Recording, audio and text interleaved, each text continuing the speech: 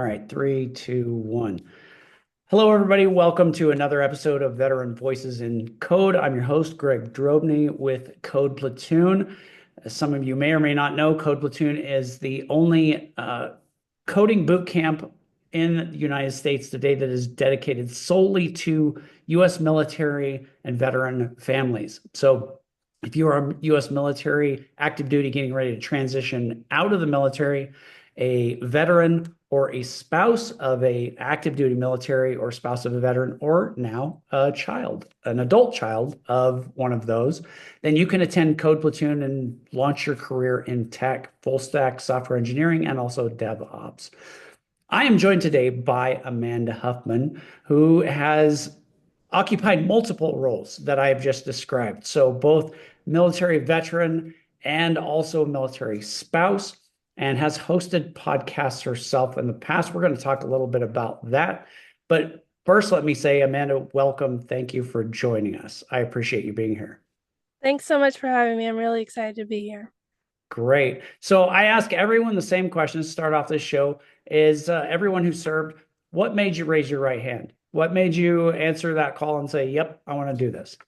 I guess that was your question because that's my first question of my podcast. So it's a great question. For me, it was September 11th happened, my senior year of high school, and I hadn't really considered the military as an option. And then that happened, and it took me a few years before I actually joined, but I see that as like the turning point of when I started thinking about it. I'm an introvert, so it takes me a long time to process things. But my freshman year of college, I had a friend who was looking at enlisting. Actually, I had two friends enlisting. Someone was in the National Guard and he was deploying to Afghanistan. And I had another friend doing the Reserve Officer Training Corps program. And so I was around like all these people joining the military, and the war was going on and it was in our faces. And it kind of brought up a patriotism in me, and I felt lost. And then I looked at enlisting in the Air National Guard. And then while I was in that process, my friend doing the ROTC program said, you should check this out before you enlist. And so I did. And that's how I ended up in the Air Force. That's awesome. So you commissioned as an officer in the United States Air Force. What was your job? What did you start out doing in the Air Force? I was a civil engineer. My degree is in civil engineering. And so I did civil engineering. I started in environmental, and then I got to work in the like engineering section, and we were out doing a bunch of projects. And so we would just drive around the base and see all kinds of construction. And then I deployed to Afghanistan and did more of that, but in Afghanistan. And then my last assignment was doing energy management at the headquarters in Ohio. That's fantastic. So you, at some point, and we're obviously jumping past a lot of service there and a lot of things you did, but at some point you decided, I'm ready to get out. I'm not going to make this a lifetime career. I'm not going to serve 20 years like many of us did. We got to that point. What was that point for you that said, I'm going to back away from this. I'm going to step down? My husband and we're both active duty, and we've been both active duty our whole careers. And it was like oil and water, our two career fields. And so it was really hard to get stationed together. And so I had considered getting out when I was in Afghanistan, but my commander had worked some magic deal to get me assigned at the base that my husband was at. And it just felt like really complicated to try and stay together. And then we decided that we wanted to start our family, and civil engineers were still deploying a lot. And ultimately, like my husband being in and me being in and needing stability. And then on top of the fact that at the time you got 6 weeks of leave instead of 12. And 6 months after he was born, I was likely going to deploy. And those two Hmm. factors were really, those were big players. And it's great that both of those things have changed. Now you get 12 weeks and you get 12 months at home. And so those two things were like, wait, I mean, it's really hard to think I'm going to leave behind a 6 month old to deploy. And my deployment to Afghanistan was really hard because it was with the Army. I think deployments are hard, but it was with the Army and it was a year long. And to think like leaving behind a 6 month old and come back when he's a year and a half, I was like, I just can't do that. Oh, I don't blame you one bit there, and I can appreciate that for sure. That was one of the reasons I didn't have a family when I got out finally, but that's what I wanted. and I saw the result of a lot of people who had spent, two, three, four deployments in that period. And like you're missing significant periods of your children's lives. That's rough. That is a Mm-hmm. tough call to answer. And the pull of children is one that will always should probably trump a lot of other things. So talk to me a little bit about, because you have an experience that I can't relate to. Number one, you're Air Force. Number two, you're an Air Force officer. I was neither of those. I was Army enlisted. So right there, we've got some differences. But tell me what it looked like as a woman leaving the service. What were things that you noticed that might be different from your experience than other people you saw getting out at the same time? So I think the biggest thing for me was I got out of the military with plans to not continue working, Mhm. and because I was going to be a stay-at-home mom. So I was still working, but it's a different type of work, and it's definitely not the work that TAP was preparing me for. And I know a lot of veterans experience like a loss of purpose and identity, but I like really felt that because I was so lost and I didn't have that. And so it's like it's similar, but it's different. And because and I think actually I isolated myself because I thought that my experience was so different because there's no way someone going back to work would have the same. But then when I talked to both male and female veterans, eventually years later, I realized actually the emotions were really the same. So even though it was like that was something really different and unique, I think the overall emotion part is really connected. But I think the other challenge that I experienced is I went from being a service member to being a spouse and got to see that spouses aren't always treated very nicely. And so that was a really hard challenge of realizing that my military uniform really helped me navigate situations that I didn't realize that people were looking at my rank and my uniform. And then when I just came in as a civilian, they just assumed I didn't know anything. I wasn't educated. Like they had all these like biases towards me just because I was a spouse. And that was really hard too. Oh, I can imagine. Sure. So, but that's a perfect segue into kind of what that next step was for you. If I'm understanding things correctly, you saw this need to talk about things with military spouses, women in the military, and kind of offer a bit of a specialty in this realm and to speak to this a lot. First of all, what prompted you to get into that? I mean, I'm assuming a lot of what you just said is what led to those, desiring to have those conversations. But two, what have you learned from it? What has been your big takeaways from that? Yeah, so I think it was like luck and timing. I like when people say that and then you're like, what the heck does that mean?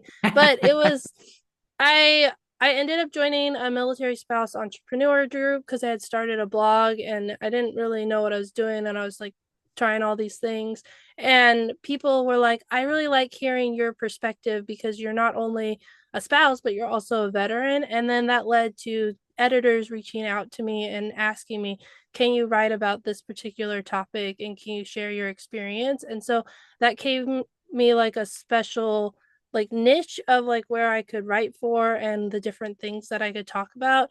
And then the more that I dove into it, I learned about women veterans because that wasn't something that people were talking about, and it wasn't something I was aware that there was like this special group and all the challenges women were facing. I just thought that's just how it was, and so that kind of led me to start sharing the stories of women veterans. And it was military spouses who were like, yeah, we don't know anything about the women who are serving with our spouses. And we would like to know more about their experience because then we'll understand like why they're serving and what they're doing. And so it was kind of like a merger of like the military spouse community pushing me to the women veteran side and also using me as a light to shine just my expertise in being a veteran and a spouse and what that was like.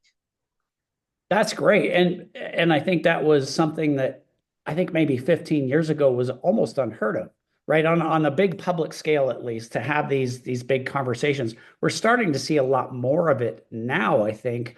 Yeah. What do you think was the reluctance? Like, because at some point, some people came up and said exactly what you're saying and saying, hey, we need to have these conversations. We need to learn more about the women serving in the military and what military spouses are doing.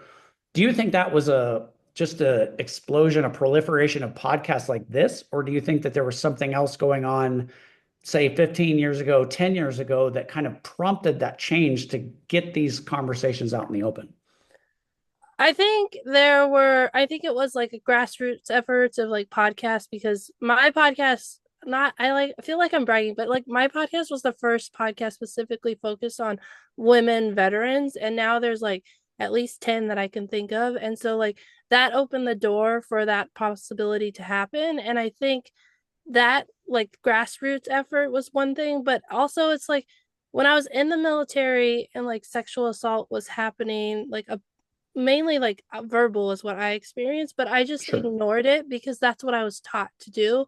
And so sure. I think just like transition has kind of like exploded. Like when I transitioned in 2013, we went to a week of TAP and they were like, good luck. I had like a 2 hour VA talk Right. and that was it. Which now I spent a 4 hour as a veteran. I went to a 4 hour VA healthcare talk, and it went over like I think it ended up being 5 hours, and it was only on healthcare. And I Yeah, got a 2 hour high level, not really informational talk about what the VA does, which is ridiculous when you think about it. Like, what can you yeah. learn in 2 hours when you're talking about, healthcare, GI Bill benefits, housing, Right. burial, all disability, all those things. Because it was VA healthcare. It wasn't even VA disability. It was just VA healthcare. And it was a 5 hour conversation with questions at the end. And so I think that the change in the transition space led people to start like diving into like, wow, veterans are struggling with transition. And then it was like, oh, the researchers got in. And so then they started like, let's talk to women veterans, let's talk to minority veterans, let's talk to male veterans, and seeing how all those different. So I think it was like the focus on transition and then bringing the researchers in, and they started to like pinpoint the group. So it was like twofold. Sure, sure. And I can see a massive change. I first left active duty. The first time I left active duty was 2004. And then I came back in and left in 2009. And I can see a massive difference between then and now. That said, so you've talked to a lot of people in this space. The question has to be asked, I think, what problems did you see people having, let's say 2013, you said that versus the last couple of people you've spoken to. Is it the same problems, but they're better, or are there new sets of problems for people getting out that maybe didn't exist 10 years ago? So I think they're doing like the tactical things. Like when I left, it was like register for VA healthcare. Next Mm. slide. Like next slide. Instead of like, this is how you do it, this is why it's important. Right. Like you're, 18 to 25 and you think VA healthcare, why the heck do I need that? Instead of like, Right.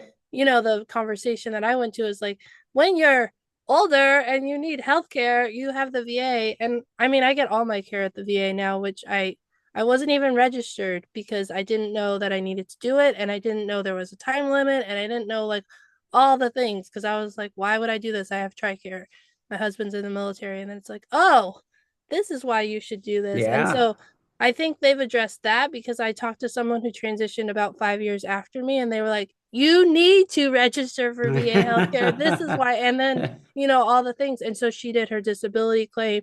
She did get registered and she goes to the VA. And so, like, I think they've addressed that like fell gap of like not getting veterans into the VA because of all the, stigmas that or biases and stigmas that we didn't know about what the VA was. And but I think the emotional aspect, it's hard to transition from being part of like a community and a purpose to like a normal job. And like there's so many people out there trying to help with that, but I feel like you can't help like I think we just need to admit like transitions are going to be hard. Some people will be easier and other people will be really hard, but like there's going to be an emotional thing that happens that you can't prepare for. It's a change. Like, Yes, and I feel like absolutely. in a way we're kind of like, oh, if we solve the problem, then there won't. It's like, no, it's a change. It doesn't matter. Like every time you change something, there's going to be challenges you can't prepare for. And so I think they're trying to get all the tactical stuff, which I think is really good because that does help make it easier. But then we just need to admit, like, it's going to be hard. go find a veteran that you can talk to, get plugged in with the VFW or another veteran organization so that you're not alone. But those are like, I think that's what we need to focus on. Oh, I don't disagree even in the slightest. And I think you bring up a very valid point, which is that we cannot expect people who serve in the military to be seen as different, right? To be held to a different standard, to uphold a different ethos, and to be on a different mission than the average civilian, and simultaneously say, well, transition is just about filling out some forms and Right. going to the right classes. No, if you're in a different thing, then it's going to be a big transition, and change is hard. Change is hard for all of us. Just like going to basic training, that was a wake up call for everybody, right? You wake up and you go, wow, my life is very different. And at some point, that has to stop. Right. So, speaking to, and I think we've got two different groups here that you kind of specialize in, women in the military or served in the military, but also spouses, right? What are the challenge now compared to that? What are the challenges that you see spouses today facing, military spouses? What are their big challenges that they're trying to deal with right now? Okay, so not to bit political, but as we are talking, the so my husband has been working hybrid since Mm, COVID, not since COVID, because when it was COVID, he had a job that he couldn't work from home, which was totally fine. The mission sure. required that he was at work. But now his current job has some flexibility. He still needed to go in the office multiple times during the week, but he also had the flexibility where he could work from home. And that made my life so much better because I could rely on him to be home when I had stuff for my business. And I was actually planning to go back to work full time because I was like, between both our schedules, he can help pick up the slack. But now, in the last month, everything has changed and he has to be at work and it's not flexible anymore. And it makes life a lot harder for me as a military spouse. And I'm actually pretty well connected in my community, but imagine like the PCS season is coming. My spouse, when we PCS here, had the flexibility to like help get things set up at home from home and then go into the office as needed instead of it all landing on me, which is way it's going to be now. And so I think the lack of flexibility of there are like spouses understand like there is a mission and like sometimes my husband has to work in the office all the time and long hours and that's fine, but like to give the give and take, I think that's in the community right now is one of the things that people are really stressed out about because since 2020, like I guess 2022 the pandemic was pretty much over and everything was back to normal, and we had this, at least at the base I was at, we had some flexibility and it seemed like there was good work life balance. And then everything is kind of like shifting. And I think that makes it hard because as a spouse, I don't have my parents don't live close to me.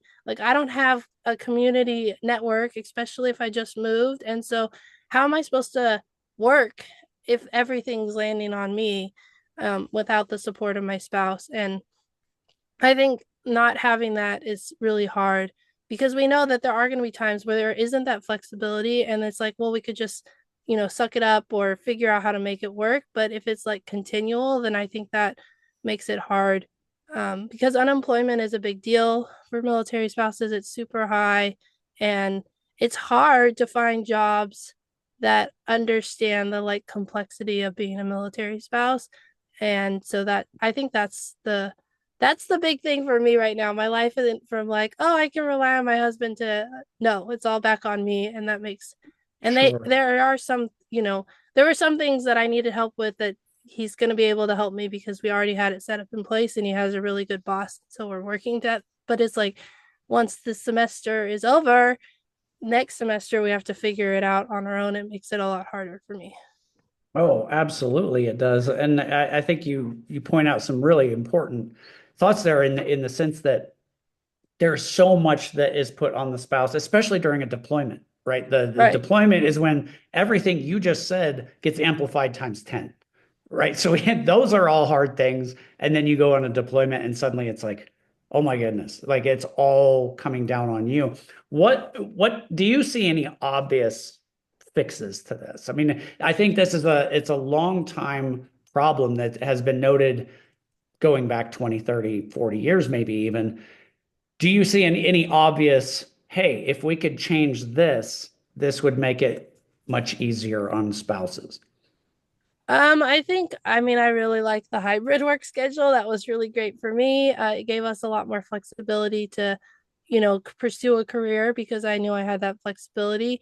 So I think like giving flexibility when you can to allow the service member to support their spouse, and then I would like to see them not move people as much as I know that that's also like I understand the mission and I understand that like sometimes you have to move, but where my husband's currently stationed, we could have we left. We were here for 4 years, then we went to Virginia and then we came back. And we technically, if we had been smart, could have stayed in the area the whole time. But also there was like this push, like you need to move at the 4 year point so you can get new career experiences. Hmm. And I think it's really hard because now I have a good community set up. And part of that is because we came back to a location and we were able to get plugged in with old friends and then make new friends. And so I think not moving so much would really help. And Sure, just, I don't sure. know, and I don't know if you've read Military Culture Shift by Corey Weathers, but I have she's not. a yeah, she's a military spouse who's done a lot of research, and that book is really interesting because it's more focused on the military member experience, but then she also includes a chapter on spouses, and then she also is a spouse and never served, so she has her own unique experience, and so that'd be a great book I recommend people because she's been quoting lots of stuff on social media and about how like the military has to take care of its people or it falls apart. Yeah, absolutely, it does. Now, on back to something you said a minute ago about spouses, employment being a big issue. What are the barriers that you see most commonly when you talk to military spouses? What barriers do you see coming up again and again that they see? Is it just the moving, or is there more to it than that? I think it's the moving is like one tiny piece. It's more the like starting over. Like, it's hard to continue to progress if you have to start at the bottom again and again. And like, you don't have that opportunity to be like a manager. So it gets discouraging. I know when I was getting out, I was like, why am I going to get a job after serving in the military if I knew my husband was going to move a year after I got out. So it was like I'm going to work for a year and then move and then find a new job and then work for a few years and then move. Like that just felt exhausting. And at the time like working wasn't really important to me, and so I was like, why would I keep doing this? Whereas if I knew I wasn't going to move, I might be like, maybe I can find a job and then I can progress. So I think that's one thing, and I think just the like challenge of like PCSing, like how do you tell your job, even if it's remote, you're like, I'm moving across the country. Can I take a month off because we're moving? And so I think there's just like a lot of dynamics and challenges that normal people who don't, have to move and they don't understand like, the stresses of TDYs and deployments that just make it harder, especially when you're trying to choose between like my family and my job. Sure, sure. But on that note that you mentioned remote work, do you talk to a lot of spouses who either desire or are currently working in remote roles, and do they think that's more conducive to their environment? Yeah, I think remote work has really changed things for military spouses and made it possible to have like a career path with an organization instead of just a short-term job that's in the location, especially in a remote location where you can't find like a job that would pay well or um even in your field. So I think remote work is great because of that aspect, that but I've also seen a lot of like businesses post COVID start to pull back on remote work. So Mm, then we kind of like, yeah, we had this like great age for about 2 to 3 years where there were a lot remote options, and now it's kind of seeming to pull back. But I do sure. think remote work is a great option, and it's something that I'm even considering because it would give me the flexibility to be at home and help, be there for my kids, but then also have a career. Yeah. And that's one of the reasons I tell people all the time. And granted, software engineering, what we teach here at Code Platoon, is not for everyone, and we don't say that it is, but it is one of those rare roles that is highly conducive to work from home. Most software engineers I know work from home. I remember when COVID hit, my sister has been a software engineer for 20 plus years. And she kind of raised her head for a minute and said, "What do you mean work from home?" Like she's been doing it for Right. 10 years already. Um, so it That wasn't a was like new. my podcast. People are like, "What are you gonna do with your podcast?" I'm like, "Nothing. It's virtual. Like, It's virtual. You're right. I don't understand your question. Like, Right. we do it over Zoom already, so I don't. Nothing's changing." No, and there are certain roles that are that way, and software engineering is certainly one of them. Do you see, on that note, related specifically to what we do here, do you see women who desire to get into a field that they maybe see as more male centered and there's kind of an intimidation factor there? Or do you think that it's just not known at all? So something like software engineering that I just mentioned, I know traditionally a lot of people have viewed that as a more male Yeah. centered role. It's becoming less so. But here again, I think it's a perfect opportunity for people. But do you see the barrier there as being something that they just don't know about it? Is it an ignorance of it existing, or is it an intimidation factor? Does that make sense? Yeah, it's probably a little bit of both. It's definitely that people don't know about it because I didn't know about like software engineering until I worked with a company that did software engineering and they did coding boot camps. And I was like, whoa, this is like something I had no idea existed. And so, and my background's engineering. And so Right. I didn't even know about it. So, and I feel like there's kind of this like, you're a spouse, like b- before the internet, it was like, you're a spouse, you can be a pampered chef consultant or and like now it's like you're a spouse, you can start an online business, you can create a blog and and so that's kind of the like push of like where people are pushed to instead of like you could be a software engineer, and it actually is really easy to go on that path. So I think it's like a bias thing, and then also that people don't know about it. Sure. And that's been my experience. And I talk to everybody who comes into Code Platoon is that there's a lot of people who come to us having no idea that this existed as a role until an hour before they talked to me on the phone, and they did some Googling and said, "Hey, this sounds interesting." So I'm always curious for specific purposes, obviously related to recruiting, but also demographic differences.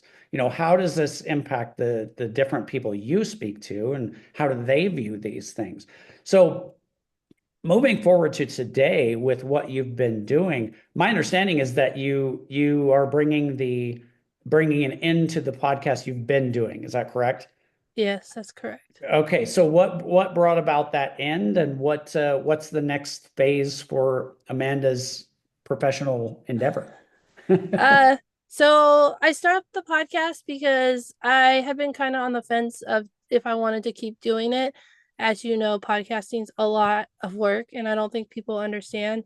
And I knew that I didn't want to keep doing it, but like people were like, "Why are you stopping? What are you doing next?" And I was like, "I am so tired and I'm so burnt out that I can't even like think about the next phase and like what that is." And so I decided that I would stop in December. And I really thought that by now I'd be like, oh, I miss it so much. Like, and I would start it up again. But I haven't. I've taken this break.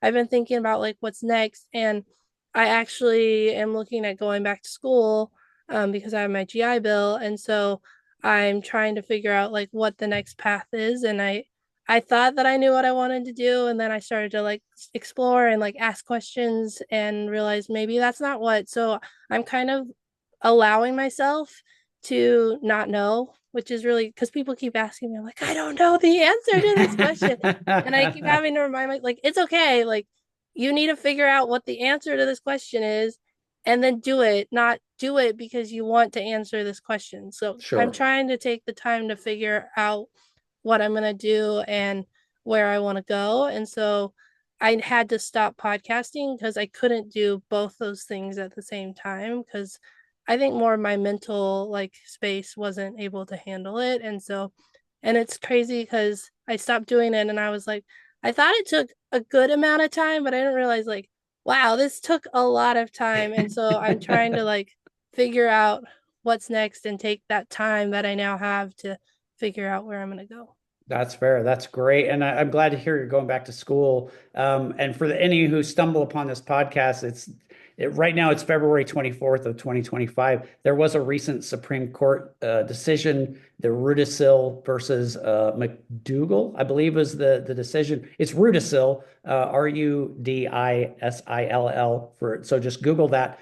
And for those of you who fit into a similar category to Amanda and I, if you came in, say, around September 11th, and then you had maybe multiple periods of service that extended from the Montgomery GI Bill up through the post 9/11 GI Bill, you very well could be eligible for an additional period of time from the VA. So everyone who stumbles upon this podcast, check with your VA rep to find out about that. It's an individual case by case thing. It's going to be, they're still working through a lot of those details, but you could very well have more GI Bill time than you originally thought. So I don't know if you've looked into that or anything. So that's funny you say individual because I read a thing and it was like, if you blah, blah, blah, blah. And I was like, well, I hadn't served multiple times. So I was like, no, but I did pay the $1,200 for the Montgomery GI Bill. And then I switched to the post 9/11. So now I'm like, maybe that article shouldn't be my one stop spot, for all my information.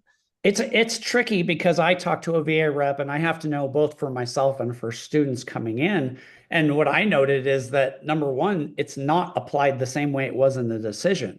So Rudisill himself had previous student debt wiped out as a result of the decision. And now we're being told that, well, even if you have a student debt and you qualify for more, you can't get that debt wiped out. Like, I don't want to go back to school right now. Right. Maybe I do, maybe I don't, but I'd rather have that debt wiped out.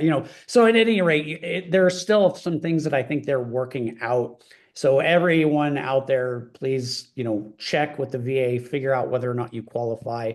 I think it's going to be a little bit tricky. We're coming up on time here, so I always end with two more fun questions, just for fun discussion purposes. Number one, while you're working, do you listen to music, and what music is it? Number two, what's the best movie you've seen of the last year? So I do listen to music. It's mainly jazz. I really like Chris Bodie. Okay. So that's my Yeah. like go-to. Chris Bodie, Italia is where I start, and then Yep. the rest of his music. And then so we watch a lot of movies again with the kids, and we recently watched, why am I forgetting? I'm saying thinking Fallout, but it's At the Edge of Tomorrow. Oh, Is that what yeah. it's called? The Yeah. Tom Cruise movie? Yeah. Yeah, with Yeah. Emily Blunt. It's such Yes. a good movie. It's so fun. My husband and I watched it a few years ago and we were like, I think the kids are ready for it. And we still talk about it. It was like 3 or 4 weeks ago and they're like, remember that movie? And I was like, yes, it's such a good movie. And so It's new so much movies, fun. not so much any favorites, but that movie really stands out. Fair enough. That we recently, because I think it was on Netflix, and I think it was one of those you didn't have to pay extra for, or Right. something like that. So we watched it with my sons, are 11 and 9, and they loved it. They are laughing and joking. My I don't. boys are the same age, so that's Yeah, yeah. that's great. That's great. So yeah, I agree. It was a very fun movie, and it was. Now my sons are walking around saying "on your feet, maggot," because that That's what phrase gets. oh my goodness. That's like my life. They go randomly, on your feet, maggot. I'm like, Yeah, yeah, that's happening in my house right now. that's So funny. that's great. But hey, Amanda, since you're headed back to school, what one last thing that you can leave everyone with on the subjects that we talk about today? Where do you send people? If you have somebody come to you say, I want to know more about the things you're talking about, where do you send them? So if they're looking for more information about like women in the military, I send them my podcast, which you can still listen to. It's Women of the Military. And then if they are joining the military, because that's another passion I have a book called A Girl's Guide to Military Service, which is like a baseline to help young women who are considering joining the military. So those are my two main resources. That is fantastic, and I appreciate that because when we will be putting a link to that in that will be in the video description. So yes, check those out. Amanda, thank you so much for joining me today. It's been a pleasure. Always happy to speak with you. So I hope we do it again sometime in the future, and maybe we have some updates on things that have changed and new directions. But at any rate, thank you very much. Thank you. All right. You have a great day. And everyone, thanks for joining us for another episode of Veteran Voices in Code. I'm your host, Greg Drobny. Please reach out to me, Greg at codeplatoon.org, if you have any questions about Code Platoon itself and what we're doing and how we serve the exact communities we were talking about today. Thank you all for joining us and have a great day.